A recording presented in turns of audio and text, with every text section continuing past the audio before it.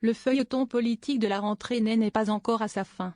Après la décision d'Emmanuel Macron de ne pas nommer Lucie Castet comme première ministre, les partis du nouveau Front populaire, NFP, sont montés au créneau pour dénoncer le choix du président de la République.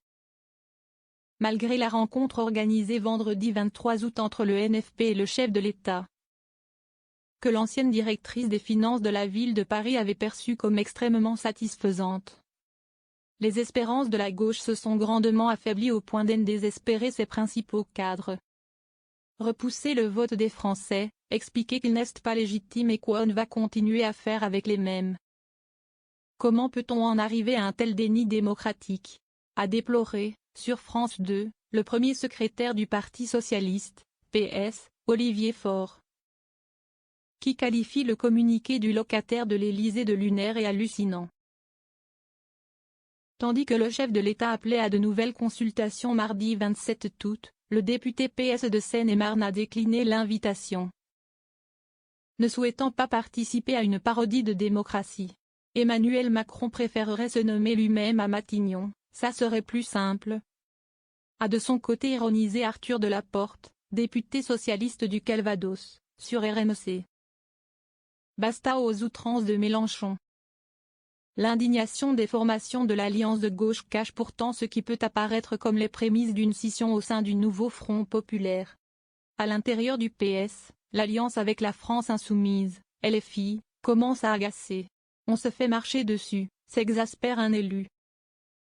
En dépit de la cohésion affichée lors des rencontres à l'Élysée, certains socialistes regrettent l'emprise des insoumis sur la coalition de gauche. Les principales critiques fusent en direction de Jean-Luc Mélenchon, vu comme celui autour duquel gravite le NFP. Sa stratégie est considérée comme mortifère.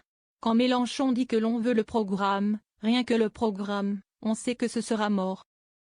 Et l'empreinte médiatique reste collée à Mélenchon, soupire un néo-député socialiste. En interne, certains commencent à vouloir faire entendre une opposition assumée à la France insoumise, et se montrent impatients. Ils se demandent à quel moment on dit basta aux outrances de Mélenchon, confie au Point un député socialiste. Il se positionne pour 2027. La majeure partie du groupe reste toutefois prudente sur l'attitude à adopter vis-à-vis de LFI. De peur de se brouiller avec l'autre poids lourd de l'alliance électorale.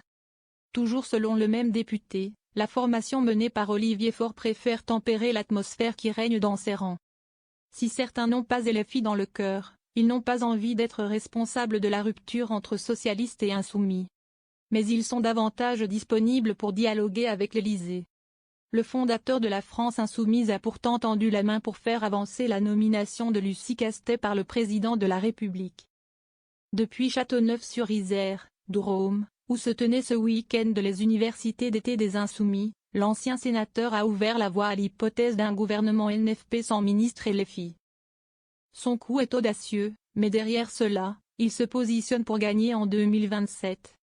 Je pense que les Insoumis ne veulent pas que l'on exerce le pouvoir, regrette un socialiste. Une initiative isolée. Depuis plusieurs semaines, les méthodes employées par les uns irritent les autres.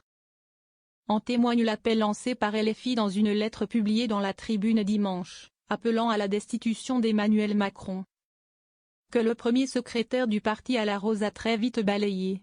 L'initiative a été pourtant relancée par les Insoumis après le refus de l'Élysée de nommer Lucie Castet.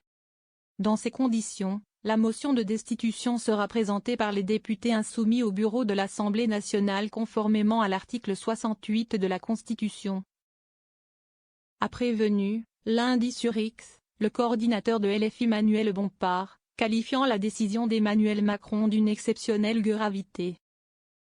Mais LFI et PS peinent à s'entendre sur la manière de poursuivre le combat politique.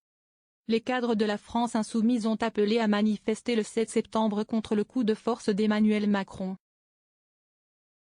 Une méthode qui ne convainc pas dans les rangs socialistes.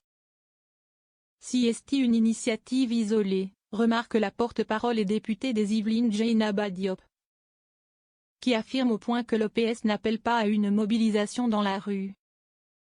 Un autre parlementaire désapprouve totalement cette initiative, arguant que l'on ne peut manifester pour des problématiques constitutionnelles.